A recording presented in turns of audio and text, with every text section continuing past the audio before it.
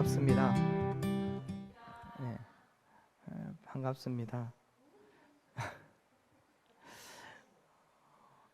네, 지난 한 주간 여러분들 또 어떤 모습으로, 어떤 믿음으로 사셨습니까?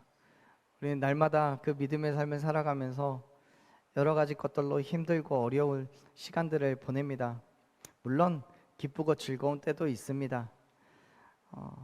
네, 그 모든 믿음의 삶 속에서 우리가 놓치지 말아야 될 것은 그 모든 것들이 우리에게 주시는 하나님의 은혜이고 그 감사의 조건이라는 거죠. 날마다 그 믿음 안에서 여러분들 하루하루를 담대하게 살아 나아가시기를 간절히 소망합니다. 믿음의 승리를 하셔야 되는 거예요. 여러분, 말이 가지고 있는 힘이라는 것은요, 굳이 말하지 않아도 그 크기를 잘 아실 거예요. 한마디의 말이 한 사람의 생명을 살릴 수도 있고 또 비전을 품게 해서 큰 일을 하게도 하는 거죠. 감전사고로 두 팔을 잃은 한 아버지에게 어느 날 10살 난 아들이 한마디를 합니다.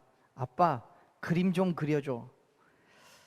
그 한마디로 이분은 세계 최초로 서예 크로키라는 장르를 개척합니다. 그분이 바로 석창우 화백이라는 분이에요. 이분은 의술을 가지고요, 성경을 필사하시는데 무려 2875m를 화선지에 3년 반 동안 쓰셨다고 합니다. 이 모든 것이요, 아들이 말한 한마디 때문에요. 아빠, 그림 그려줘. 그 한마디 때문에요. 여러분, 또 있죠. 손가락이 4개뿐인 장애를 가진 이희아 씨요. 어려서부터 피아노를 칠 수 있게 된 건 매일매일 딸의 손을 어루만지면서 자기 손보다도 예쁘다고 말해준 어머니 때문이었다고 고백합니다. 우리는 10손가락 가지고도 치기 힘든 피아노를요, 4손가락으로 쳐요.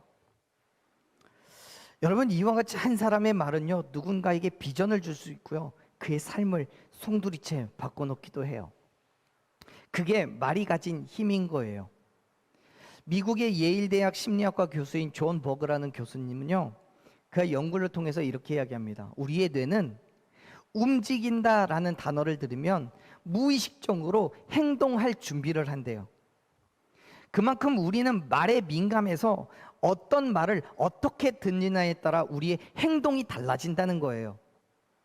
그래서 말 한마디가 천냥 빛을 갚는다라는 속담도 생긴 걸 거예요. 그런데 놀라운 사실은요, 우리의 뇌가요, 긍정적인 단어보다는 부정적인 단어에 더 민감하게 반응한대요.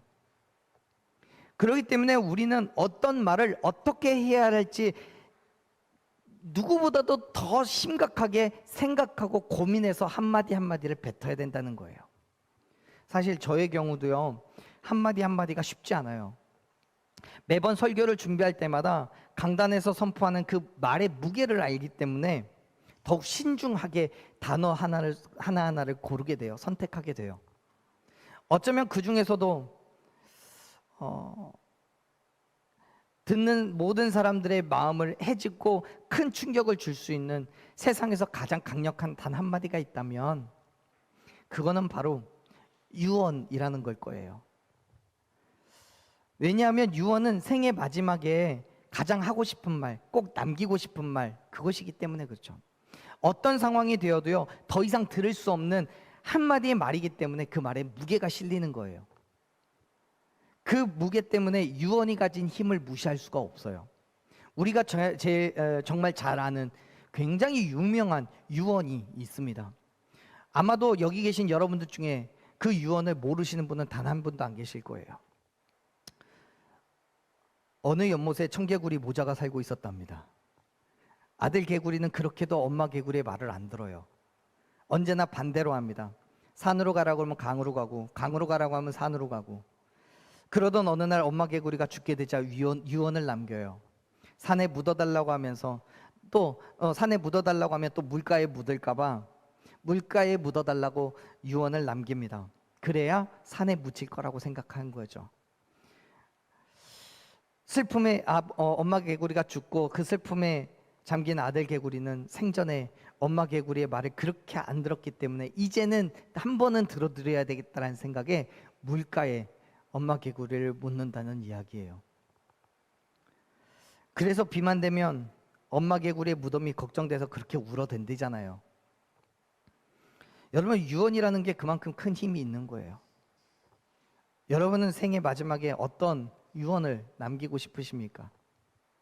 오늘 우리가 함께 읽은 이 신명기의 말씀은요, 모세가 모압 평지에서 가나안 땅을 바라보며 이스라엘 백성들에게 출애굽의 배경에서부터 약속의 땅에 오게 되고, 그리고 그 땅에 들어가서 어떻게 살아야 할지에 대해서까지 설교한 겁니다.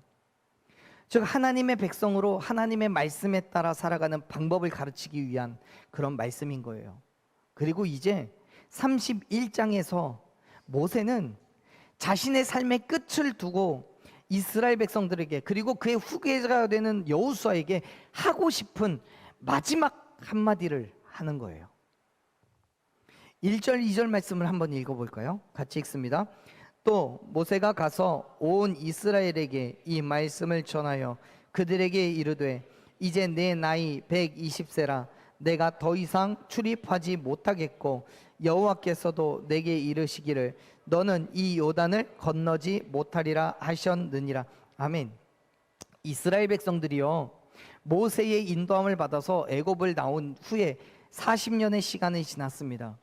모세와 이스라엘 백성들은요, 그 광야를 뺑뺑 돌고 나서 이제 모압 평지에 진을 치고 가나안 땅에 들어가기를 기다리는 거예요. 하나님께서 가라 명하시면 갈 거예요. 그런데 여기까지 인도해온 모세는 가나안 땅을 보기만 할 뿐이지 들어가질 못해요. 왜냐하면 그가 하나님의 기적을 드러냈던 몇 번의 순간들 속에서 하나님의 거룩함이 아니라 자신의 감정을 드러냄으로 인해서 하나님의 징계를 받기 때문인 거예요. 그래서 2절에서 그렇게 말하는 거예요. 하나님께서 이 요단을 건너지 못하게 하셨다라고요. 그렇습니다. 모세가 약속의 땅에 들어가지 못하는 것은 그 스스로 결정한 게 아니에요. 나는 들어가지 않겠다라고 말하는 게 아니에요. 하나님께서 그렇게 결정하신 거예요. 사실 모세는 이미 알고 있었어요. 하나님께서 먼저 그에게 말씀하셨거든요. 심지어 신명기 3장 25절을 보면 모세는 하나님께서 하나님 앞에 가나안 땅에 들어가게 해달라고 요청을 해요. 하지만 하나님께서는 그 요청을 거절하십니다. 그런데요, 성경 어디를 뒤져봐도요, 모세가 그러한 하나님의 말씀에 불만을 제기하거나 뜻을 돌이켜달라고 요구했다는 기록이 없어요. 무슨 뜻이냐면 모세는 하나님께서 하신 말씀에 대해서 절대적인 순종을 했다는 거예요. 왜냐하면 모세는 하나님께서 자기에게 어떠한 일을 행하시든지 간에 그 일을 통해 합력하여 선을 이루실 줄로 믿었거든요. 그래서 어디로 가라고 하든지 무엇을 하라고 하든지 그 모든 일을 하나님의 말씀에 비추어 순종하며 살았던 거예요. 자신의 삶의 기준을 하나님께 맞춰 놓았기 때문에 지금도요, 어쩌면 너무나 억울할 수도 있는 하나님의 그 징계에 따른 징계에 다른 어떤 불만도 억울함도 제기하지 않고 그대로 순종하는 거예요. 물론 그럼에도 불구하고 약속의 땅을 눈앞에 두고 들어가지 못한다는 것은 아마 그의 가슴이 찢어지는 아픔일 거예요. 굉장히 괴로울 거예요. 하지만 모세는 순종해요. 왜요? 믿으니까요. 선하신 하나님께서 모든 것 가운데 선함으로 역사하실 것을 믿으니까요. 비록 자신은 가나안 땅에 들어가지 못하지만 이스라엘 백성들은 끝까지 인도해 주실 것을 믿는 거예요. 그 믿음으로 하나님의 말씀에 순종하는 거예요. 지금까지 그가 살아온 방식 그대로요. 그렇다고 여러분 오해하지 마세요. 모세가 가나안 땅에 들어가지 못한다고 해서 하나님의 나라, 즉 천국에 가지 못한다는 건 아니에요.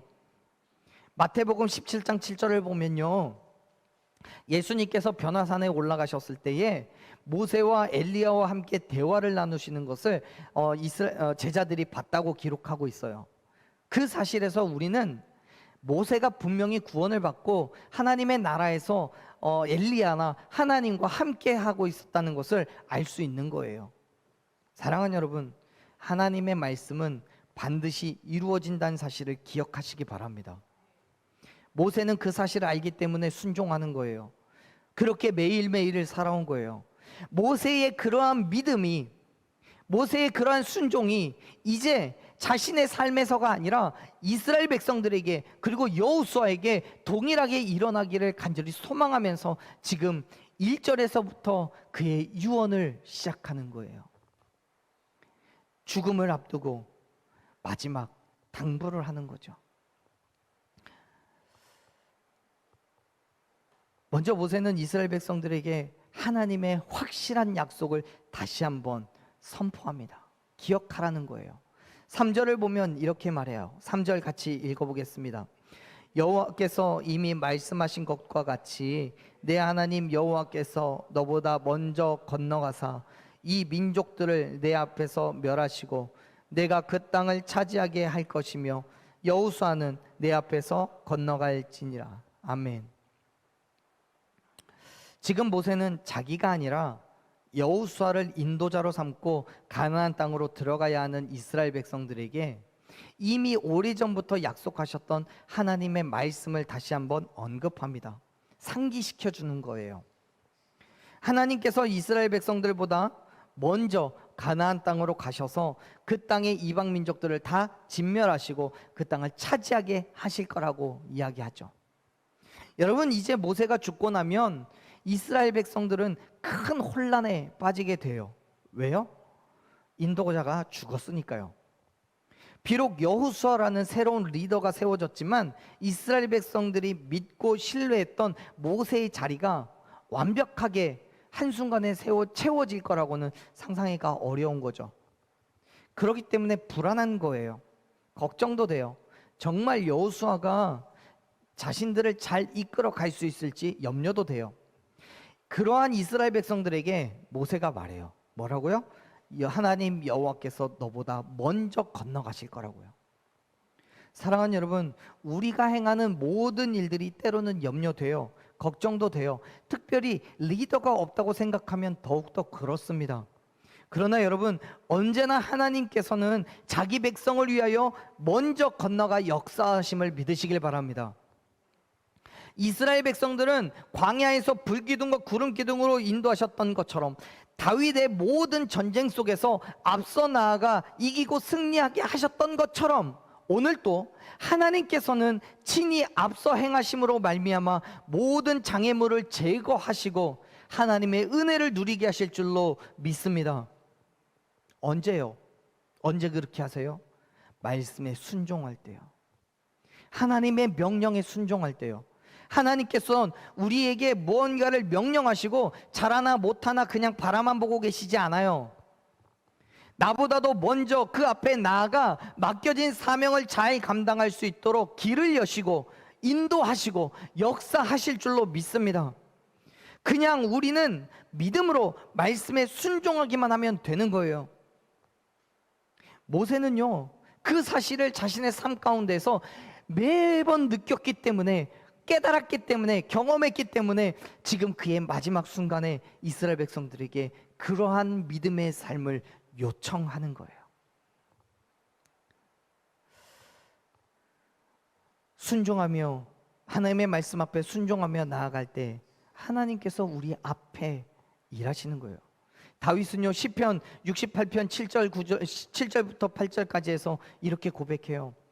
하나님께서 주의 백성 앞에 앞서 나아가 광야에서 행진하셨을 때에 땅이 진동하고 하늘이 하나님 앞에서 떨어지고 신의 산도 하나님 앞에서 진동했다고요.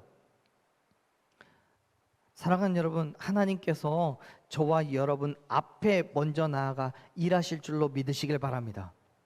그때 우리가 할 수 없는 놀라운 일들이, 그 기적과도 같은 일들이 펼쳐지게 될 줄로 믿습니다. 모세는요, 3절에서 그 일에 대해서 말합니다. 하나님께서 모든 이방 민족들을 멸하시고 그 땅을 차지하게 하실 거라고요.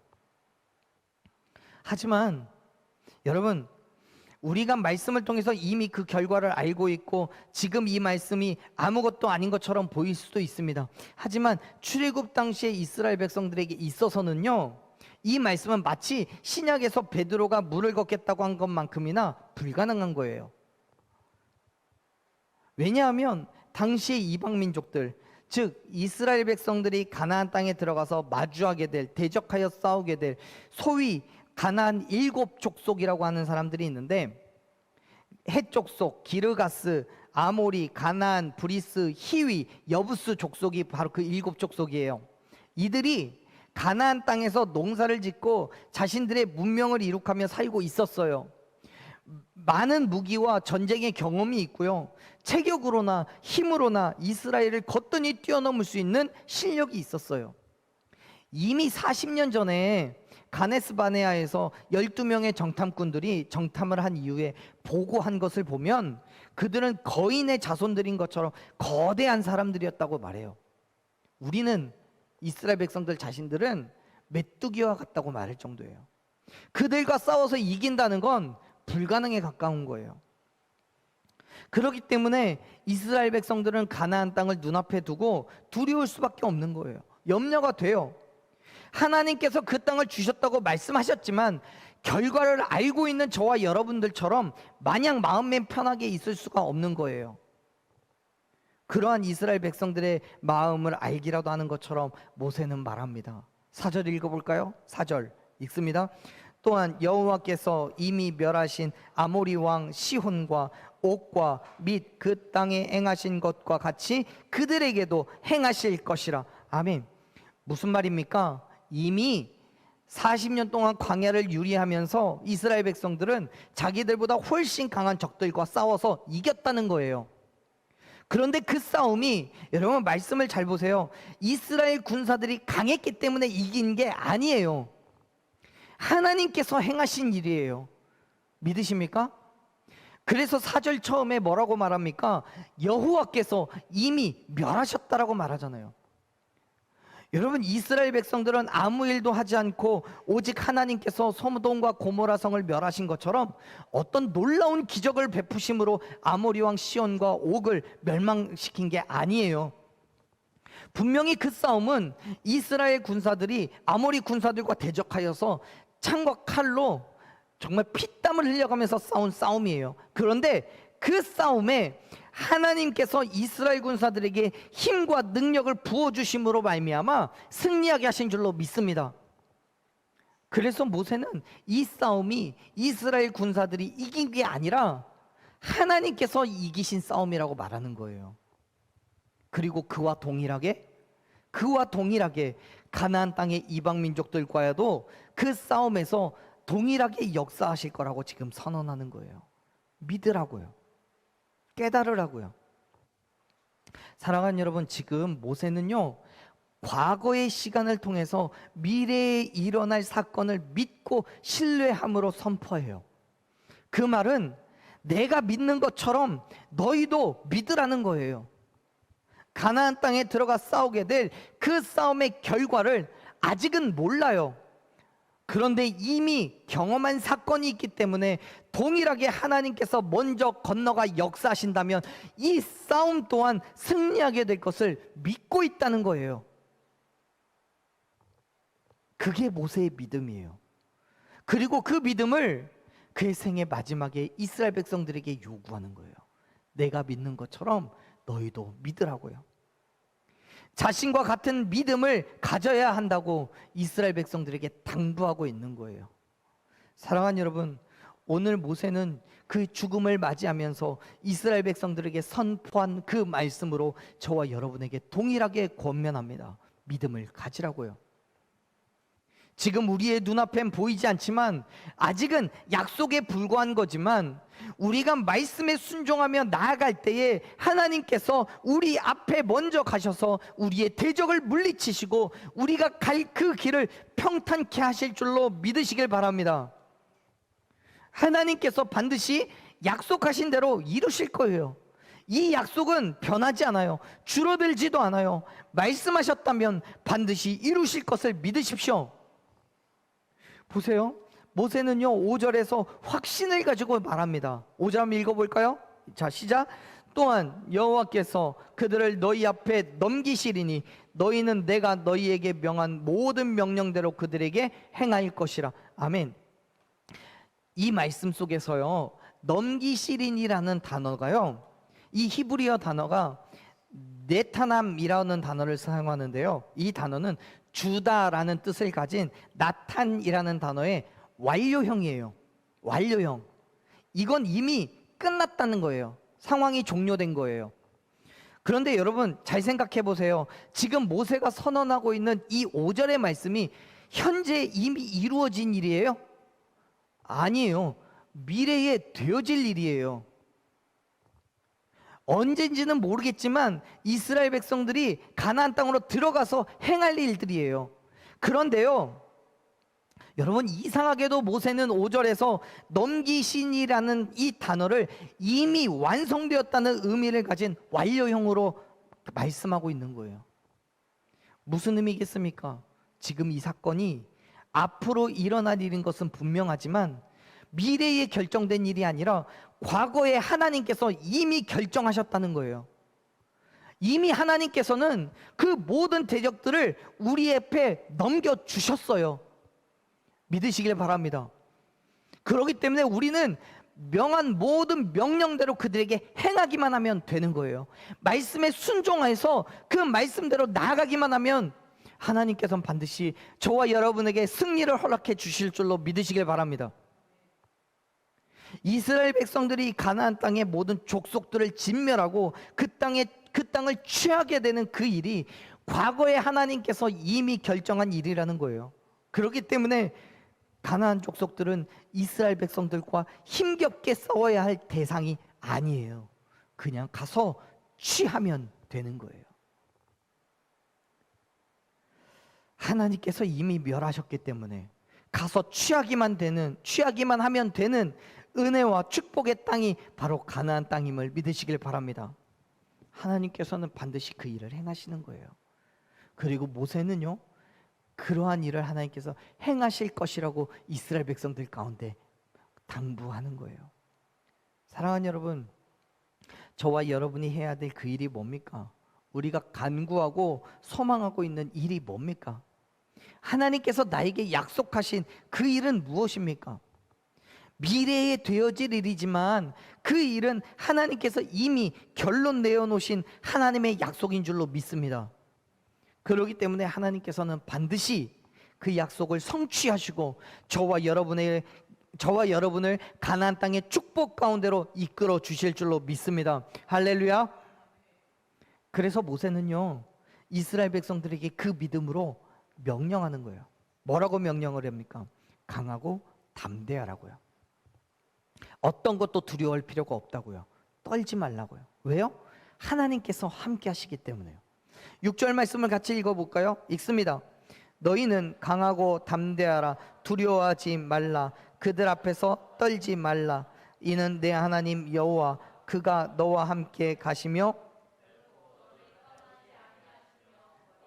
아니하실 것임이라 하고. 아멘. 여러분 지금 모세는 이스라엘 백성들을 향해서 강하고 담대하라고 명령합니다. 이건 명령형이에요. 그런데 그 강함과 담대함은요, 그냥 얻을 수 있는 건 아니죠. 그냥 얻어지지 않아요. 하나님을 향한 신뢰와 그의 믿음이 있어야 얻을 수 있는 거예요. 그래서 모세도 그렇게 말하는 거죠. 하나님 여호와께서 너희와 함께 가시고 결코 너를 떠나지 않으시고 버리지도 않으실 거라고요. 여러분 이것이 하나님께 대한 모세의 믿음이었어요. 하나님께서 그들 가운데 함께 하시기 때문에 상대가 누구든 얼마든지 이길 수 있다는 확신이 있는 거예요. 믿음이 있는 거예요. 사실 이스라엘 백성들은요 40여 년을 광야에서 방황하게 된 이유가 바로 출애굽 1세대들에게 믿음이 없었기 때문이에요. 가데스 바네아에서 12명의 정탐꾼 중에 여호수아와 또 한 사람 누구입니까? 모르셔서 대답 안 하신 거 아니죠? 여호수아와 갈렙, 이 두 사람을 제외한 나머지 10명의 정탐꾼들은 가나안 땅에 대한 두려움 때문에 하나님께 대한 믿음까지도 잊어버렸어요. 그래서 다시 애굽으로 돌아가자고 모세에게 이야기합니다. 그 일 때문에 이스라엘 백성들은 광야에서 1세대들이 다 죽기까지 40년 동안을 유리하는 거예요. 방황하는 거예요. 뭐 때문에요? 믿음이 없어서요. 사랑하는 여러분, 모세가 그의 생의 마지막에서 이스라엘 백성들을 향해서 간절하게 당부하고 있는 게 그럼 결론적으로 뭐겠습니까? 한 단어로 이야기하자면 믿음인 거예요. 믿음이요. 하나님께서 함께 하시고 떠나지 않고 버리지도 않으시기 때문에 강하고 담대하라고요 외치는 거예요. 그 믿음 가지라고요. 우리의 대적 앞에서 떨지 말고 담대하게 맞서 싸우라고요. 하나님께서 행하실 일을 믿으라고요. 사랑하는 여러분, 저와 여러분에게도 동일한 믿음이 있기를 간절히 축원합니다. 어떤 상황에서도 포기하지 마세요. 두려워하지 마세요. 우리가 가야 할 그 길에서 하나님께서 먼저 가셔서 우리의 대적들을 진멸하시고 그 땅을 차지하게 하실 줄로 믿습니다. 믿으세요. 두렵고 떨리지만요, 우리가 믿음을 갖는다고 해서 2m 장신 거대한 능력을 가진 골리앗이 개미 새끼로 변하는 거 아니에요. 여전히 똑같아요. 우리가 믿음을 가진다고 해서 넘어설 수 없는 장벽이 10cm짜리로 줄어드는 거 아니에요. 여전히 똑같아요. 하지만요, 우리가 담대하게 그리스도인의 삶을 결단하고 하나님께서 맡기신 그 사명으로 나아갈 때 우리보다 앞서 나가신 하나님께서 그 모든 것들을 넘어설 수 있는 힘과 능력을 주실 줄로 믿습니다. 그 믿음으로 나아가는 거예요. 그게 믿음인 거예요. 이제 모세는요, 이스라엘 백성들 앞에서 자신의 후계자인 여호수아를 불러서 격려하고 그가 해야 할 일을 말해요. 특별히 여호수아에게 이스라엘 다른 사람들보다 더 큰 믿음을 요구하고 있는 거예요. 뭐라고 하는지 봅시다. 7절 8절 말씀 같이 읽어볼게요. 읽습니다. 모세가 여호수아를 불러 온 이스라엘의 목전에서 그에게 이르되 너는 강하고 담대하라. 너는 이 백성을 거느리고 여호와께서 그들에게 조상에게 주라고 맹세하신 땅에 들어가서 그들에게 그 땅을 차지하게 하라. 그리하면 여호와 그가 내 앞에서 가시며 너와 함께 하사 너를 떠나지 아니하시며 버리지 아니하시리니 너는 두려워하지 말라 놀라지 말라. 아멘. 여러분, 여호수아는요 모세를 대신해서 이스라엘 백성들을 가나안 땅으로 인도할 뿐만 아니라 그 땅에 살고 있는 이방 민족들과의 싸움을 진두지휘해야 하는 그런 입장에 있습니다. 얼마나 두렵겠어요. 모세는 모세대로, 여호수아는 또 여호수아대로 걱정도 되고 염려되겠죠. 그런데 모세는 하나님을 믿는 그 믿음으로 여호수아에게 권면하는 거예요. 이미 6절에서 이스라엘 백성들에게 말한 것과 같이 동일하게 말하지만요, 8절에서는 6절에 기록되어 있지 않은 한 단어가 더 있어요. 눈에 들어오세요? 6절과 8절이 동일하지만 6절에서는 기록되어 있지 않은 한 단어가 8절에는 기록되어 있어요. 이게 뭐냐면요, 마지막에 있는 놀라지 말라라는 단어예요. 여호수아가 모세를 통해서 7절까지의 말씀을 들었을 때에 그때까지는 다른 이스라엘 백성들과 비슷한 부담감과 기대가 있었을 거예요. 담대함이 있었을 거예요. 그런데 이제 모세의 뒤를 이어서 많은 백성들 앞에 서게 되었을 때 그가 가져야 될 믿음은 다른 사람들과는 달라요. 그가 가져야 될 믿음은 모세가 40년 동안 가졌던 그 믿음과 동일해야만 했던 거예요. 성경을 보면 그 긴 세월 동안 얼마나 많은 이스라엘 백성들의 배신을 경험해야 됐고 우상 숭배와 불신을 다스려야만 했겠습니까? 그때마다 모세는 하나님께 중보해야 됐고 하나님의 도우심을 구해야 됐어요. 그 믿음을 이제는 여호수아에게 요청하는 거예요. 너도 그러한 믿음을 가져야 된다고요. 그래서 특별히 모세는 여호수아에게 놀라지 말라라는 단어를 더 써요. 그 마음이 무너져 내릴 수 있는 힘들고 어려운 상황 속에서도 오직 하나님의 도우심을 구하고 이스라엘 백성들을 끝까지 포기하지 말고 약속의 땅으로 인도해 가라고 충고하는 거예요. 보세요. 8절의 처음을 뭐라고 시작을 해요? 그리하면이라는 단어로 시작하잖아요. 다시 말해서 여호수아가 8절의 말씀대로 살아갈 때 7절의 약속이 성취되는 거예요. 근데 그 7절의 약속이 뭡니까? 이스라엘 백성들의 조상들에게 주리라고 약속한 그 땅, 즉 가나안 땅에 들어가서 그 땅을 차지하게 할 거라는 약속이에요. 그 일을 위해서 여호수아는 어때야 돼요? 강하고 담대해야 되는 거예요. 사랑하는 여러분, 오늘날 저와 여러분은요, 이 땅과 온 열방 가운데 여호수아와 같은 사람들임을 믿으시길 바랍니다. 무슨 뜻입니까?